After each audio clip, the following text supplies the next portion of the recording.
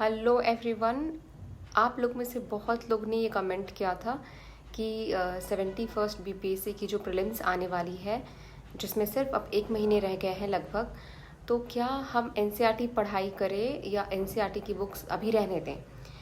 So the answer is कि अगर आपने पहले से एनसीईआरटी पढ़ा है और उसमें इम्पॉर्टेंट जितने भी पॉइंट्स होते हैं उनको हाईलाइट करके रखा हुआ है, तो एकदम से उसको वापस जाके रिवाइज़ करिए। Okay, it is very important, क्योंकि जैसे जैसे वो आजकल एग्ज़ाम्स को टफ़ कर रहे हैं, किसी भी एग्ज़ाम को, तो वो जो बेसिक होता है ना, जो स्टैटिक हम कहते हैं, उस पार्ट के क्वेश्चंस में वो लोग देख रहे हैं कि और भी ज़्यादा बेसिक बनाते जा रहे हैं।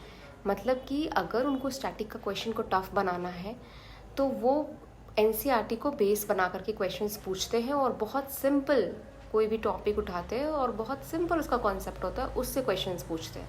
टाइम पढ़ाई करते वक्त हम लोगों से क्या गलती होती है कि हम लोग उसी सिंपल टॉपिक को इग्नोर करके आगे बढ़ जाते हैं, और जब बिल्कुल कॉन्सेप्ट बेस्ड क्वेश्चन पूछा जाता है जो कि बहुत ज़्यादा सिंपल होता है, पर एग्जामिनेशन के प्रेशर में हम उस चीज़ को गलत करके आते हैं। तो इसलिए एनसीईआरटी इम्पॉर्टेंट हो जाता है, उसमें अलग अलग एग्ज़ाम से क्वेश्चन देखे जा रहे हैं, पर अभी ऑफ कोर्स अभी बहुत कम टाइम है।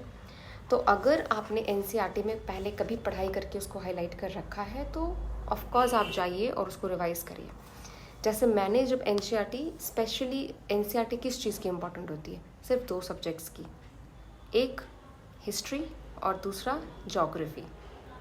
ओके, तो ये देखो जोग्राफ़ी की फिज़िकल एनवायरनमेंट वाली बुक है। इसमें से भी सारे क्लास के इम्पॉर्टेंट नहीं होते हैं, कुछ कुछ क्लास के इम्पॉर्टेंट होते हैं। जैसे कि जोग्राफ़ी की अगर हम बात करें तो मैंने पहले भी बताया है कि जोग्राफ़ी में जो है वो क्लास 11th की एक बुक है फिज़िकल जोग्राफ़ी, वो बहुत ज़्यादा इम्पॉर्टेंट हो जाती है, क्योंकि इसमें 2 से 3 चैप्टर्स ऐसे हैं जहाँ से क्वेश्चंस बनते हैं। जैसे कि अर्थक्वेक हो गया, जैसे सॉइल्स वाला चैप्टर होता है, क्लाइमेट का चैप्टर होता है, जिसमें क्लाइमेट के चैप्टर में आपसे साइक्लोन से रिलेटेड क्वेश्चंस पूछे जाते हैं, तो उसमें इस चीज़ को डिस्कस किया गया है। ठीक है, तो आप वहाँ से जाके पढ़ सकते हैं। अब जैसे देखिए, ये जो मेरा एनसीईआरटी है, तो आप यहाँ पर देखेंगे कि पोर्शंस जो है वो हाईलाइटेड है और साथ ही साथ इसका कुछ ना कुछ ट्रिक बना करके नीचे लिखा हुआ है। तो अगर इस तरीके से आपने पहले प्रिपेयर करके रखा हुआ है, then it is very very important कि आप जाएं और उसको रिवाइज़ करें, क्योंकि आपको ऑफकोर्स ज़रूर से ज़रूर वहाँ पे हेल्प मिलेगा इससे। अगर आपने पहले नहीं पढ़ा है तो आप हर एक क्लास के एनसीईआरटी में मत जाएं, कुछ इम्पॉर्टेंट वाले चुनें और उनके पर्टिकुलर टॉपिक को कंप्लीट करें। उसका देखिए, और एक अलग सा ऑल्टरनेट इसका क्या है कि एनसीईआरटी की एक समरी बुक आती है जिसमें सारे सब्जेक्ट्स के क्लास 6 से लेके क्लास 12 तक की एनसीईआरटी का समरी दिया हुआ रहता है। ठीक है, अब ये बुक कैसी है, ये मनीष रंजन की बुक है और मुझे खुद नहीं पता था कि ये बुक कैसी है, पर मार्केट में आया हुआ था तो मैंने इसको लिया था। और इसमें कई सारा टॉपिक बहुत अच्छे से दिया हुआ है, कई सारे इंपॉर्टेंट टॉपिक्स जो बाकी कहीं हमें नहीं मिलते हैं इसमें मिला है।